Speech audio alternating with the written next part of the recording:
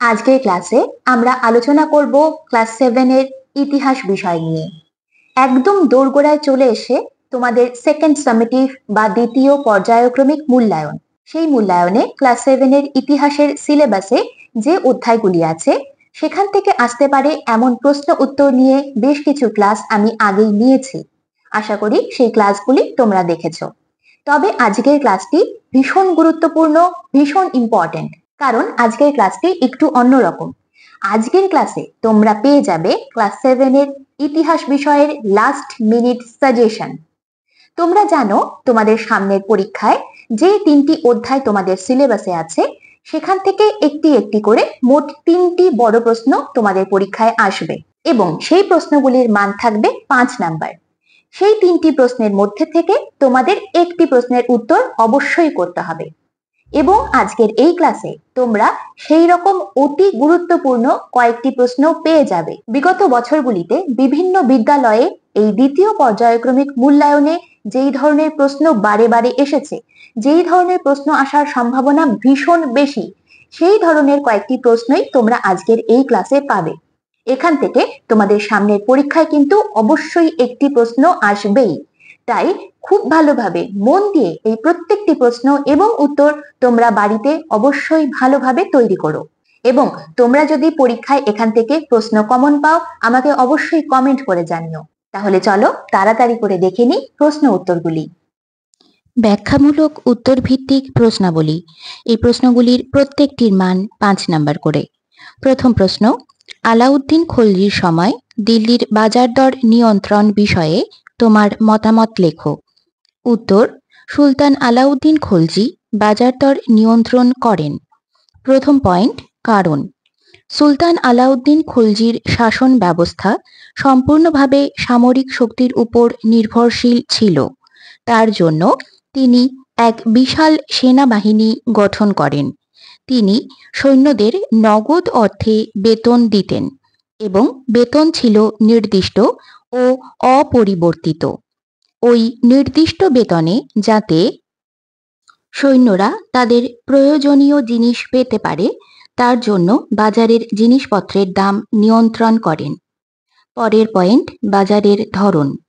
আলাউদ্দিন খলজির আমলে দিল্লিতে 4 ধরনের বাজার ছিল: মান্ডি বা শস্য বাজার, সেরা ই আদল, কাপড়, চিনি, তেল প্রভৃতির বাজার, পশুর বাজার, প্রয়োজনীয় সাধারণ দ্রব্যের বাজার।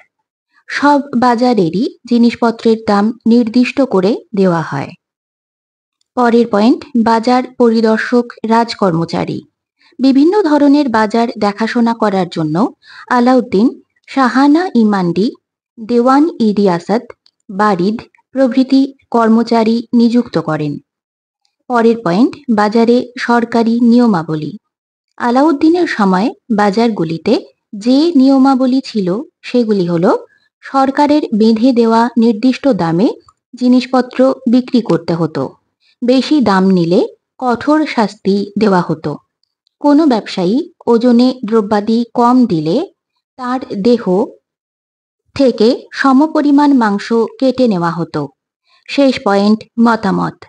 আলাউদ্দিনের বাজার দর নিয়ন্ত্রণ সম্পর্কে বলা যায়, এটি ছিল সে যুগের বিস্ময় ও অভিনব এক প্রচেষ্টা।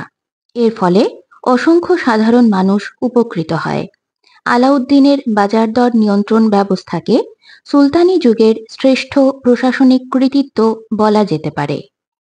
2 নাম্বার প্রশ্ন, বিজয়নগর ও দাক্ষিণাত্যের সুলতানি রাজ্যগুলির মধ্যে সংঘর্ষকে তুমি কি একটি ধর্মীয় লড়াই বলবে?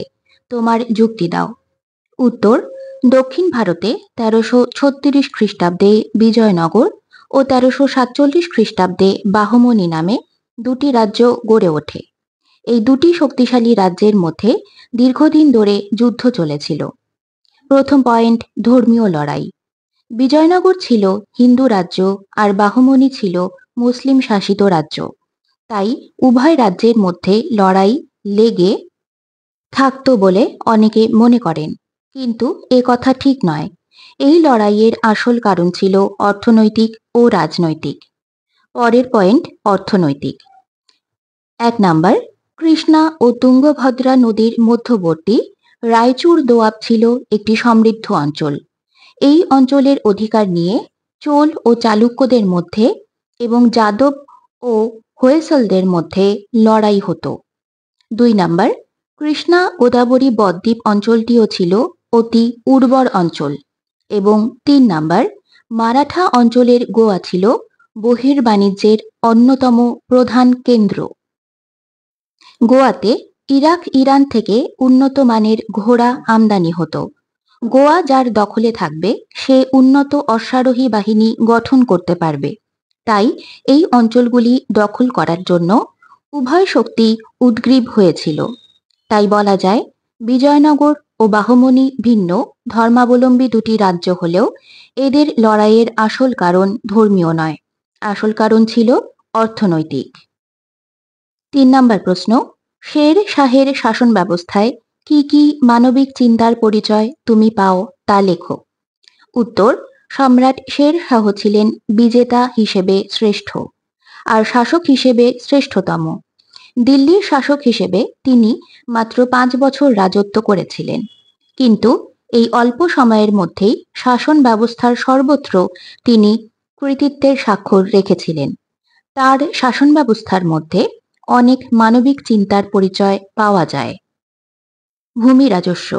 ভূমি রাজস্ব ব্যবস্থার ক্ষেত্রে শেরশাহ অনন্য প্রতিভার স্বাক্ষর রেখেছিলেন। তিনি পাট্টা ও কবুলিয়ত ব্যবস্থা চালু করেন। পাট্টা, শেরশাহ কৃষককে কৃষকের নাম, জমিতে কৃষকের অধিকার এবং তাকে কত রাজস্ব দিতে হবে তা লিখে যে দলিল দিতেন তাকে পাট্টা বলা হতো। কবুলিয়ত, পাট্টা প্রাপ্ত কৃষকরা রাজস্ব দেওয়ার কথা স্বীকার বা কবুল করে সরকারকে যে দলিল সই করে দিত তাকে কবুলিয়ত বলা হতো। পরের পয়েন্ট, যোগাযোগ ব্যবস্থা। যোগাযোগ ব্যবস্থার ক্ষেত্রে সুদীর্ঘ ও প্রশস্ত রাজপথ নির্মাণ শেরশাহের অন্যতম শ্রেষ্ঠ কীর্তি। তিনি পূর্ববঙ্গের সোনারগাঁ থেকে পেশোয়ার পর্যন্ত 1400 মাইল দীর্ঘ পথ নির্মাণ করেন, যা সড়ক ই আজম নামে পরিচিত। তিনি আগ্রা থেকে বুরহানপুর ও আগ্রা থেকে যোধপুর পর্যন্ত রাস্তা নির্মাণ করেন। তিনি পথিক ও বণিকদের সুবিধার জন্য রাস্তার ধারে ধারে অনেক সরাইখানা নির্মাণ করেছিলেন। তিনি প্রথম ঘোড়ার পিঠে ডাক আদান প্রদানের ব্যবস্থা করেন। 4 নাম্বার প্রশ্ন, মুঘল সম্রাট আকবরের রাজপুত নীতি সম্পর্কে আলোচনা করো। উত্তর, রাজপুতদের উপর কর্তৃত্ব প্রতিষ্ঠার জন্য সম্রাট আকবর কয়েকটি নীতি অনুসরণ করেছিলেন। সেই নীতিগুলি হল: 1 নাম্বার, বৈবাহিক সম্পর্কের নীতি। সম্রাট আকবর অম্বরের রাজকন্যা যোধাবাইকে বিকানির ও যোধপুরের রাজপুত রাজকন্যাদের বিবাহ করেন। তাছাড়া আকবর তাঁর পুত্র সেলিমের সঙ্গেও রাজপুত রাজকন্যার বিবাহ দেন। 2 নাম্বার পয়েন্ট, উচ্চ রাজপদে নিয়োগ নীতি। সম্রাট আকবর রাজপুতদের উচ্চ পদে নিয়োগ করে তাঁদের আনুগত্য লাভ করেছিলেন। রাজা বিহারীমল, ভগবান দাস, মানসিংহ প্রমুখ রাজপুতদের তিনি মনসবদার হিসেবে নিযুক্ত করেছিলেন। 3 নাম্বার, বিভিন্ন সুযোগ সুবিধা প্রদান নীতি। রাজপুতদের সাহায্য ও সহযোগিতা লাভের জন্য আকবর তাঁদের উপর থেকে তীর্থকর বা জিজিয়া কর তুলে দেন এবং তাঁদের অভ্যন্তরীণ বিষয়ে হস্তক্ষেপ না করার সিদ্ধান্ত নেন। 4 নাম্বার পয়েন্ট, যুদ্ধনীতি। অনেক রাজপুত রাজ্য আকবরের বশ্যতা স্বীকার করলেও মেওয়াড়, রণথম্ভোর প্রভৃতি রাজপুত রাজ্যগুলি কোনোভাবেই আকবরের বশ্যতা স্বীকার করতে রাজি হয়নি। তাই আকবর মেওয়াড়ের বিরুদ্ধে যুদ্ধনীতি অনুসরণ করেন। মেওয়াড়ের রানা উদয় সিংহ ও তাঁর পুত্র রানা প্রতাপ সিংহ আকবরের বিরুদ্ধে বীর বিক্রমে যুদ্ধ করেন। রানা প্রতাপ সিংহ 1576 খ্রিস্টাব্দে হলদিঘাটির যুদ্ধে আকবরের বাহিনীর হাতে পরাজিত হলেও তাঁর বশ্যতা স্বীকার করেননি। আকবর মৈত্রী ও যুদ্ধনীতি অনুসরণ করে রাজপুতদের নিজ নিয়ন্ত্রণে রাখতে সক্ষম হন এবং মুঘল সাম্রাজ্যের ভিত সুদৃঢ় হয়। 5 নাম্বার প্রশ্ন, মধ্যযুগে ভারতে দেশের ভেতরে বাণিজ্যের ধরনগুলি কেমন ছিল তা লেখো। উত্তর, মধ্যযুগে ভারতে ব্যবসা বাণিজ্যের প্রসার ঘটেছিল। এই যুগের বাণিজ্যকে দুভাগে ভাগ করা যায়। 1 নাম্বার, গ্রাম ও শহরের বাণিজ্য। গ্রামে কৃষকরা বিভিন্ন শস্য ও সবজি চাষ করত। বিভিন্ন পেশার কারিগররা প্রয়োজনীয় বিভিন্ন জিনিস তৈরি করত। শহরের অধিবাসীদের প্রয়োজন মেটানোর জন্য গ্রাম থেকে খাদ্যশস্য, সবজি ও অন্যান্য প্রয়োজনীয় জিনিস আনা হতো। গ্রাম থেকে শহরে যেসব জিনিস আসতো তার মধ্যে ছিল বিভিন্ন খাদ্যশস্য, তেল, ঘি, মাছ, মাংস, লবণ, সবজি, ফল, মাটির হাঁড়ি, কলসি প্রভৃতি।